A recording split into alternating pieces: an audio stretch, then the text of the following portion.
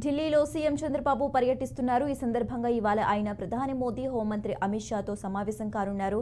నిన్న రాత్రి ఆయన ఢిల్లీ చేరుకున్నారు. చంద్రబాబు వెంట మంత్రులు పయ్యవుల జనార్దన్ రెడ్డి, నిమ్మల రామానాయుడు హస్తినాకు వెళ్లారు.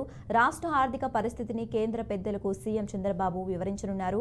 పారిశ్రామిక రాయితీలు, పలు ప్రాజెక్టులు, పథకాలకు నిధులివ్వాలని కోరనున్నారు. పలువురు కేంద్ర మంత్రులతో సీఎం భేటీ అవుతారు.